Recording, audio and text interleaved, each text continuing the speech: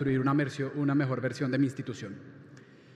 Con eso en mente nos dimos a la tarea de pensar, bueno, ¿hasta dónde podemos hacer un análisis que le permita a las instituciones de educación superior entender realmente su punto de partida con indicadores duros, cuantitativos, que les permita entender qué estoy haciendo bien y cuáles son mis oportunidades?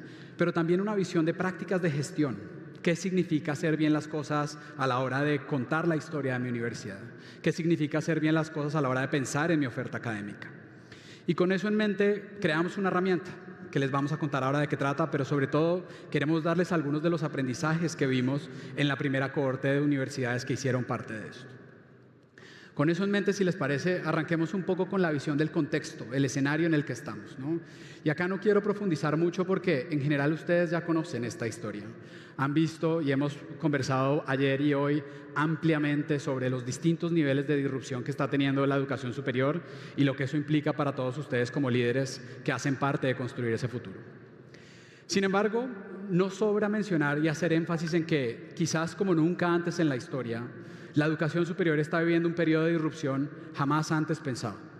Un contexto donde hay distintas tendencias y distintas fuerzas que jalan a la institución y a las universidades que ustedes lideran de lado a lado y que nos hace preguntarnos cuál es el futuro de mi institución y cómo me aseguro que sea más resiliente y sostenible. Acá resaltamos al menos 5 tendencias que nos parecen relevantes. La lista podría ser mucho más larga, pero sí al menos algunos elementos que vemos que permiten pensar en cómo yo, como líder universitario, me aproximo a esto. Arrancando por la obvia, ¿no? Y es todo lo que hemos venido hablando de la IA generativa y eso que implica para mi institución. Y acá algún dato de los muchos que han escuchado es la necesidad de inversión que van a tener que hacer ustedes como líderes en embeber la IA en todo su contexto de oferta académica.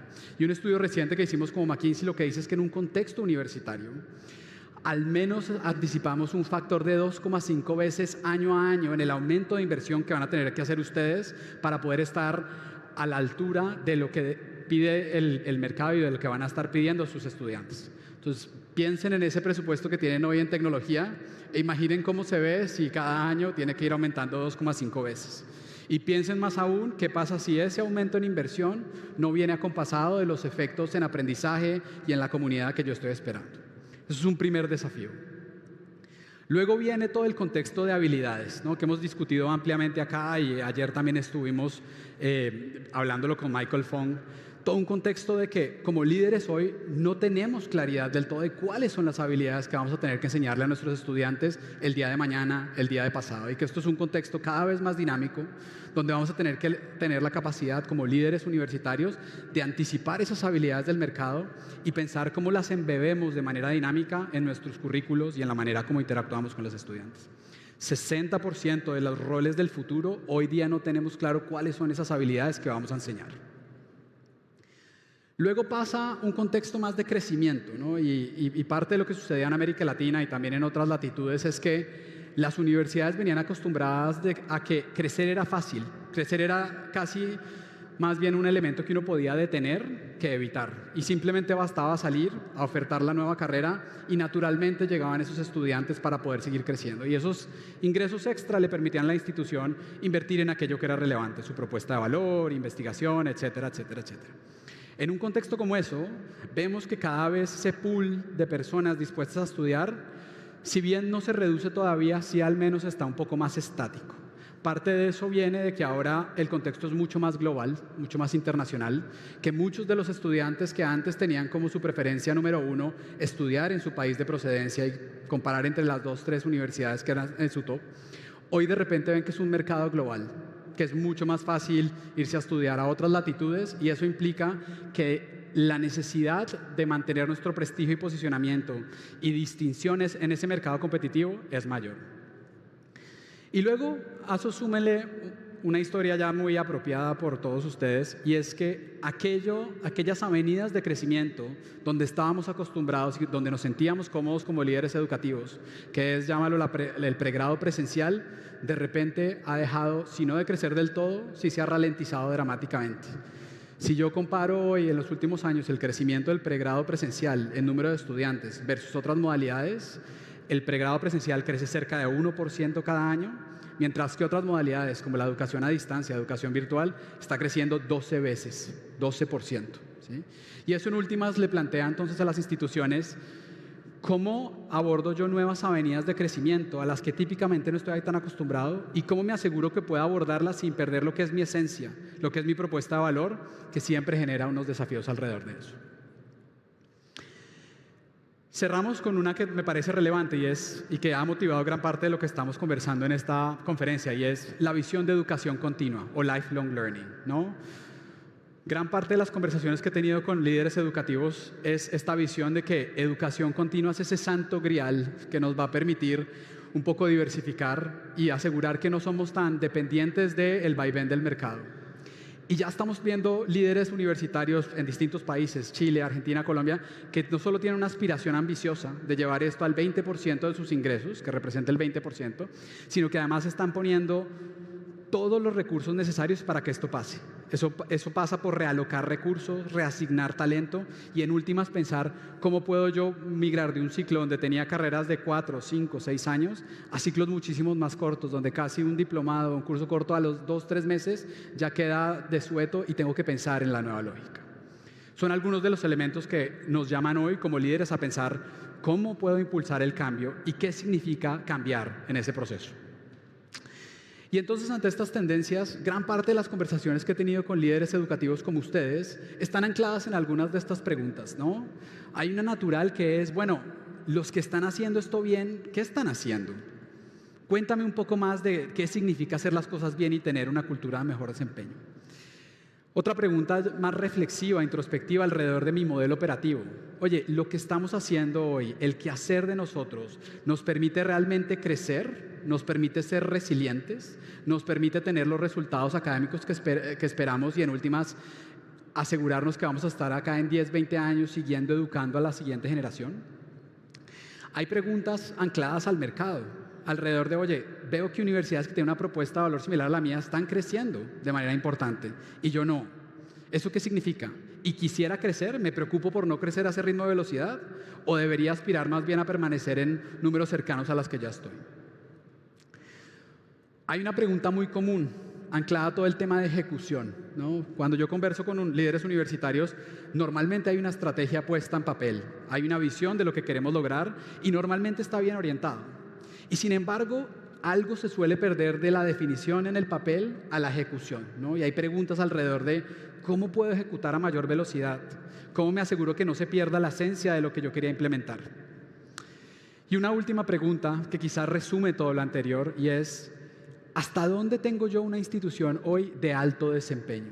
¿Cómo fomento una cultura de una institución que sea la mejor versión de sí misma y que todos los días esté pensando en cómo hacer mejor las cosas? Ahora, todas estas conversaciones que hemos tenido nos ha llevado a anclarnos en un concepto que para nosotros es esencial, que ya mencionaba anteriormente, y es la noción de desempeño, o en inglés performance. Antes, una universidad podía ser muy prestigiosa, tener un alto nivel de reputación y quizá tener un nivel de desempeño en su modelo operativo que era suficiente para ir en el día a día, pero no estaba entrenando para una maratón, no estaba entrenando para ser una institución que era la mejor versión de sí misma. Para nosotros, hoy, este elemento dejó de ser un opcional, un complementario de la estrategia y pasó a ser un elemento esencial, no solo para poder ganar el partido, sino para jugar y tener derecho a poder seguir en el campeonato. Y en ese sentido, queremos enviar un mensaje muy importante de que hoy día pensar en el desempeño de su institución y pensar en las instituciones universitarias como un atleta de alto rendimiento que tiene que tener la capacidad de sostener un nivel de superior rendimiento en el tiempo es clave. Eso va a pasar naturalmente por mantener un alto nivel de madurez en la manera como hago las cosas, en todas las prácticas de gestión, incluso las que parecen más aburridas y están más alejadas de la academia, que va desde cómo compro el material en mi universidad, cómo pienso mi personal administrativo, hasta cosas a las que estamos más acostumbrados, como cómo pensar la persistencia de los alumnos. Esto deja de ser simplemente un elemento opcional, un prurito, y pasa a ser un elemento esencial para que la universidad cuente con los recursos necesarios para reinvertir en su propuesta de valor, ¿no? Muchas de las conversaciones que tengo con instituciones que son sin ánimo de lucro es, oye, ¿por qué quisiera yo tener un mejor desempeño financiero? ¿Por qué me importaría? Y parte de la conversación que solemos tener con ellas es porque ahí está tu capacidad de reinvertir en estas necesidades de IA, de investigación, y si no logras tener ese alto desempeño, difícilmente vas a poder seguir distinguiéndote en un escenario cada vez más concurrido. Ahora, esto es un poco el punto de partida. ¿Qué hicimos como McKinsey para tratar de abordar este problema a resolver? Creamos una herramienta que se llama el Global Performance Assessment, el GPA, con el objetivo de abordar 3 grandes objetivos. Un objetivo anclado a entender integralmente el modelo operativo de las universidades. ¿Qué significa tener un modelo operativo bueno o con oportunidades? ¿Y cómo lo puedo medir? ¿Y cómo me comparo con alguien que realmente sea importante para mí, ¿no? Muchas veces las conversaciones que tenemos es, sí, pero mi universidad es única. No me puedes comparar con otras. Y parte de la visión acá es, sí, siempre hay algunos pares con los cuales te puedo decir elementos de los cuales puedes aprender. Tu propuesta de valor va a ser única. Y sin embargo, eso no quita que hay muchos elementos de los cuales puedes aprender del vecino. Un segundo elemento que queríamos entender es cómo migramos no solo del KPI duro, sino cómo podemos dar una visión sobre las prácticas de gestión. Quiero entender cómo es el quehacer de la universidad. Quiero entender qué haces en el día a día para pensar la persistencia de tus alumnos, por ejemplo, y decirte si estás haciendo todo lo que podrías hacer o no. Y hay un último elemento del que sufren mucho nuestras latitudes, y es poder tener medidas estándar homogéneas que me permitan compararme unos con otros, ¿no? Normalmente las universidades pueden compararse con las mismas de su país, si acaso, en algunas latitudes incluso no, pero siempre hay una discusión sobre hasta dónde vale la pena que yo compare una universidad argentina con otra de Perú. Esta herramienta busca cerrar esa brecha y estandarizar de tal manera que nos permita hacer unas comparaciones. Ahora, esto no solo es un concepto, esto es una herramienta que ya existe y que ya se lanzó con una primera cohorte de instituciones donde tenemos varias universidades que ya han participado. La herramienta es sencilla, se ancla alrededor de 6 elementos. El punto de partida es lo que ven ahí en el centro, que es la propuesta de valor de la institución. Y acá entendemos que va a ser muy distinto entre las distintas universidades. No aspiramos a compararlos. De hecho, creemos que gran parte de la riqueza del mundo de la educación superior está en que cada institución está tratando de distinguirse de maneras distintas. Ese centro, ese nivel y lo que yo entiendo por excelencia académica, posicionamiento y la experiencia que quiero dar es de alguna manera agnóstico frente a lo que queremos medir, y entendemos que eso es una discusión más específica con cada universidad. Sin embargo, hay algunos elementos que rodean y arropan esa lógica de propuesta de valor que sí son un poco más comparables, ¿sí? Acá ven 4 palancas que medimos a la hora de pensar en la capacidad de la institución para crecer en su lógica de ingresos y en estudiantes. Hay toda una arista que tiene que ver con persistencia o retención, ¿no? Que responde a la pregunta de cómo aseguramos que nuestros estudiantes en últimas se logren graduar de manera oportuna, ¿sí? Y qué tengo que hacer en el proceso, cómo cumplo con la promesa que le hice a ese estudiante que se matriculó en primer semestre. Hay otra que cada vez es más importante, que tiene que ver con la capacidad de mi institución para contar su historia, para salir a buscar al estudiante que quiere captar y decirle, oye, vale la pena que estudies conmigo, vale la pena que hagas parte de este proyecto educativo porque es lo que estás buscando dado tu perfil. Y ahí, en un escenario donde cada vez hay más búsquedas a través de ChatGPT y un escenario donde de repente la forma como antes buscábamos estudiantes cambia, hay una pregunta importante de cómo deben evolucionar las prácticas de gestión.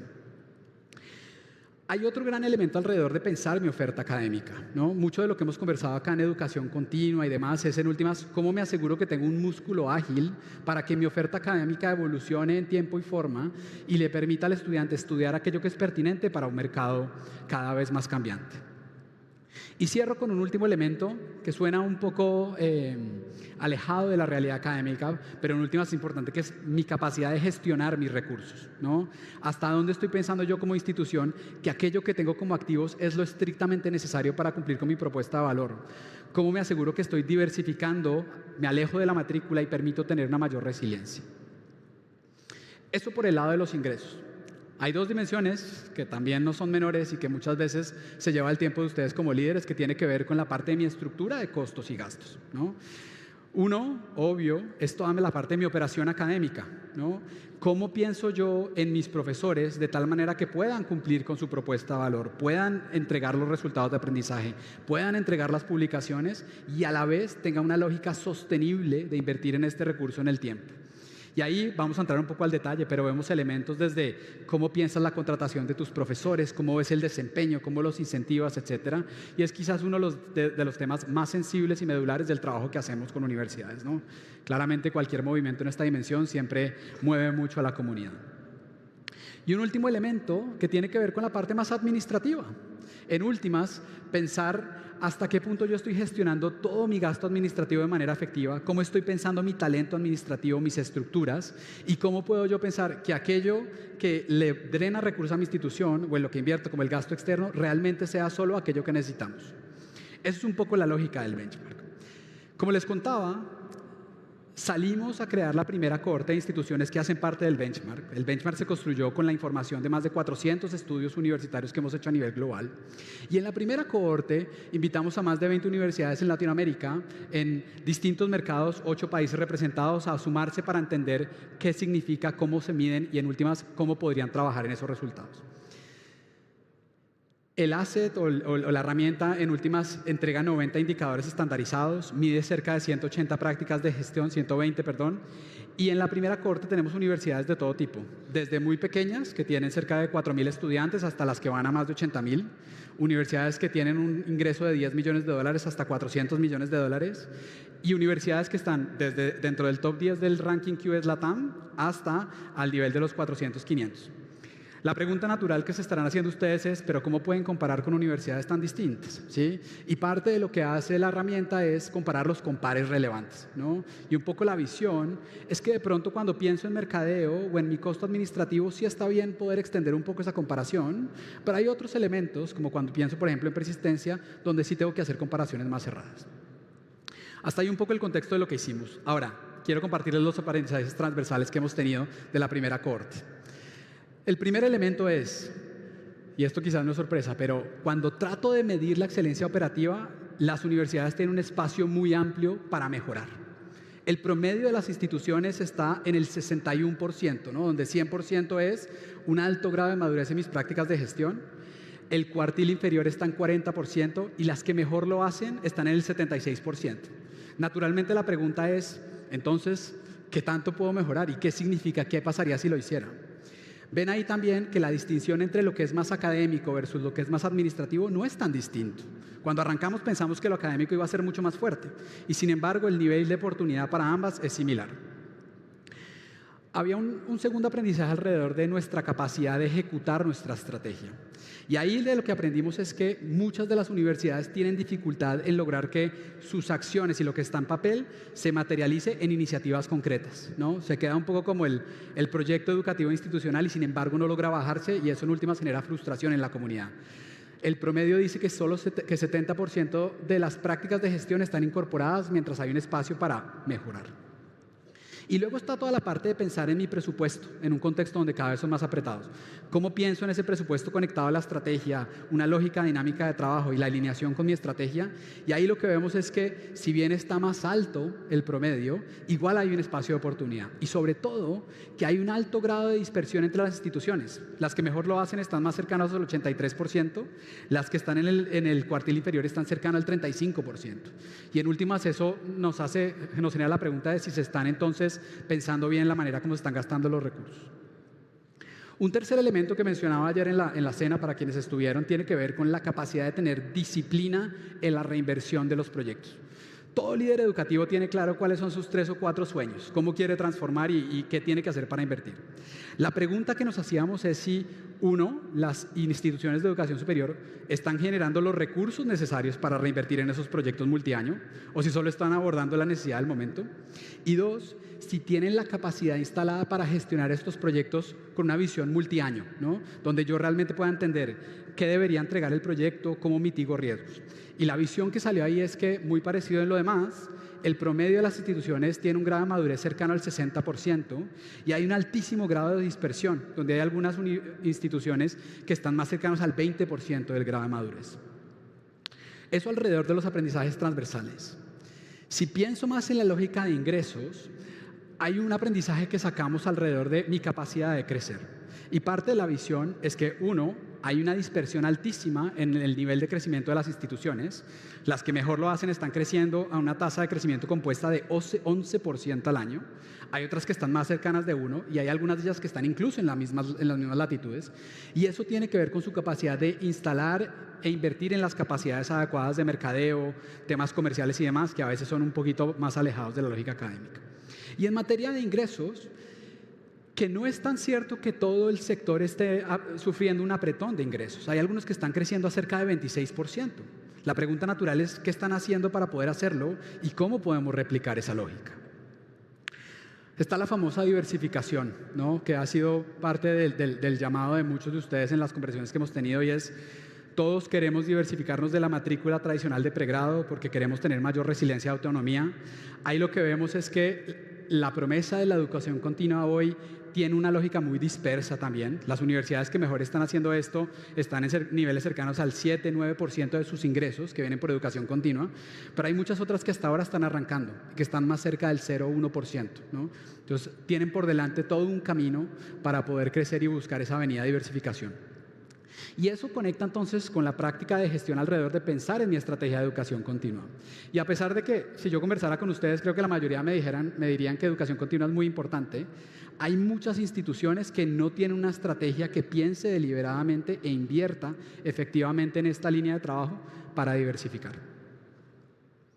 Cierro con estos dos últimos aprendizajes que tienen que ver más con la estructura de costos de las instituciones. El primero es que, si bien todos ustedes están sufriendo el apretón de que sus gastos en TI cada vez son más altos, ese gasto no necesariamente hoy está compasado con un mayor nivel de eficiencia administrativa. Vemos universidades que ya están gastando casi 6-7% de sus ingresos. En la muestra de nosotros, el cuartil superior ya estaba en 4.2. Esto, conectado con lo que les decía antes, va a aumentar. Y entonces hay una pregunta de cómo me aseguro yo que ese aumento y esa mayor inversión en tecnología realmente vaya acompasada de reimaginar procesos críticos y mayor eficiencia. Y un tema no menor, que siempre es importante en mis conversaciones con ustedes, toda la parte de gasto externo y compras. No se imaginan la cantidad de instituciones que están usando más los recursos. Hay algunas que están invirtiendo 27-28% de sus ingresos en proveedores externos, sin que eso necesariamente esté reportando un mayor nivel de prestación de servicio, y ahí hay una avenida importante de eficiencia que hoy día no se materializa. Cierro con una discusión alrededor de soporte académico, ¿no? Y toda esta conversación que hemos tenido con muchos de ustedes de cuál debería ser mi estructura académica, cómo distribuyo mis facultades, etcétera. Y acá lo que vemos es que el soporte que vemos sigue siendo muy tradicional en general. A pesar de que se hablaba mucho de transformarlo en una experiencia distintiva, vemos que el costo en servicios estudiantiles sigue teniendo una dispersión altísima. Hay algunos que invierten cerca de 10% de sus ingresos solo en pensar cómo sirvo al estudiante, y que sin embargo sigue habiendo una dispersión muy grande, casi de 2 veces, entre aquellos que realmente pueden acompañar al estudiante en su proceso de graduarse oportunamente y aquellos que están tratando de abordarlo a pesar de que sea muy tarde. Ahora, la pregunta natural con todo esto es: ¿qué hago con estos aprendizajes? Son interesantes, pero ¿y qué? ¿Qué significa para mí como líder? Y un poco la visión de nosotros desde McKinsey es que estos aprendizajes deberían traducirse en al menos 3 imperativos estratégicos. Hay un imperativo que ya he venido adelantando que tiene que ver con realmente trabajar en construir un modelo operativo de talla mundial. Esto ya no es opcional, esto es una necesidad para poder seguir jugando en el partido. Hay uno segundo que tiene que ver con impulsar y meter todos los recursos necesarios para diversificar las fuentes de ingreso y realmente aumentar la autonomía de mi institución con respecto a los vaivenes del mercado. Y uno último, y cierro con esto, alrededor de cuál es mi capacidad para reinvertir con propósito y disciplina. Todos vamos a sufrir la tensión y presión de invertir más, de pensar en el nuevo caso de uso de IA, de pensar en el nuevo edificio. ¿Cómo nos aseguramos que eso está realmente enfocado con mi propuesta de valor? ¿Y cómo me aseguro que tengo la capacidad de ejecutar en tiempo y forma para que la comunidad reciba el beneficio? Ahora, me preguntarán, bueno, esto suena bien, suena de pronto hasta lógico, pero ¿cómo se ven las instituciones que hacen esto bien?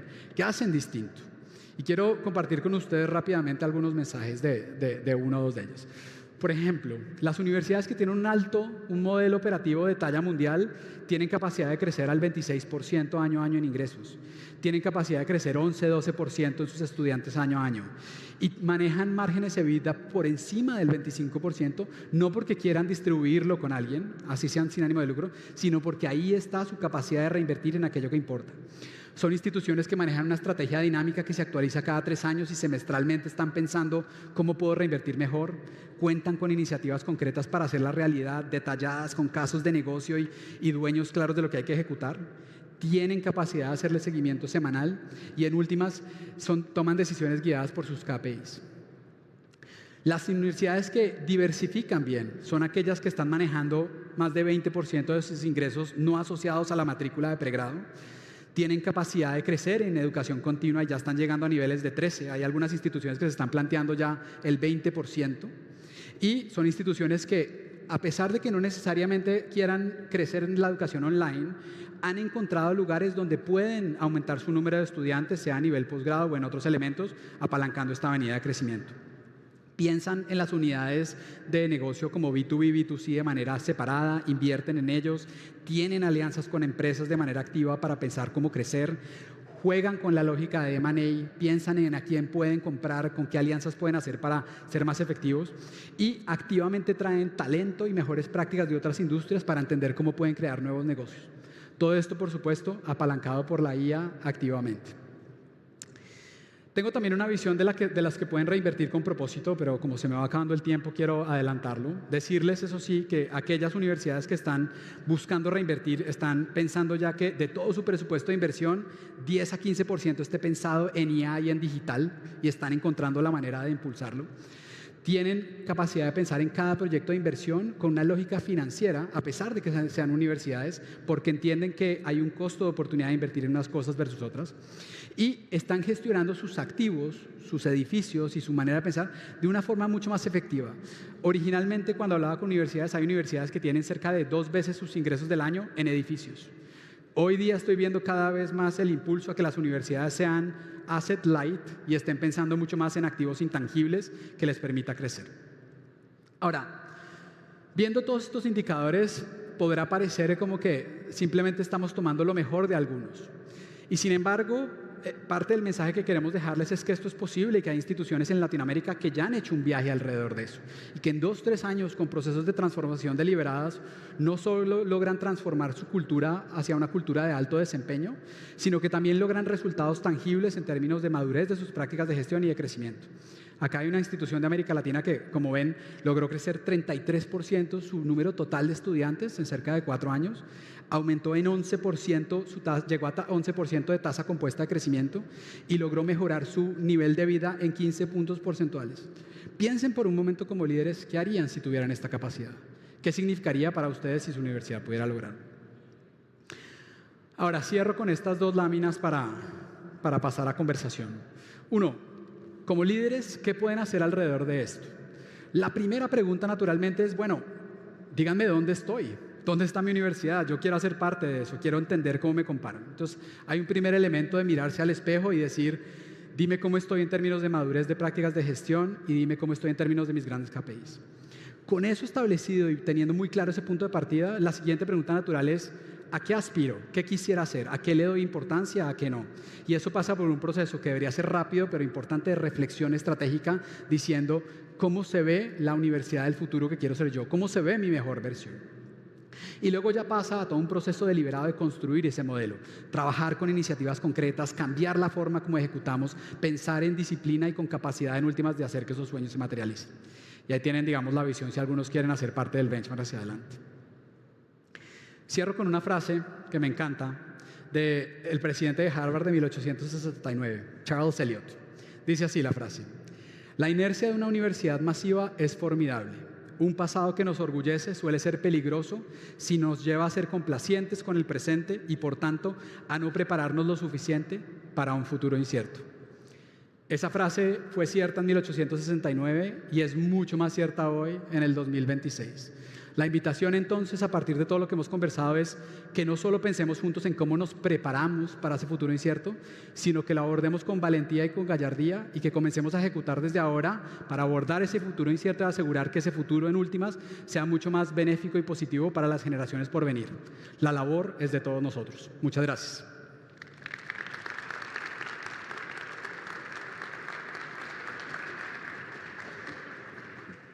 Agradecemos a Sebastián Romalo por su excelente participación.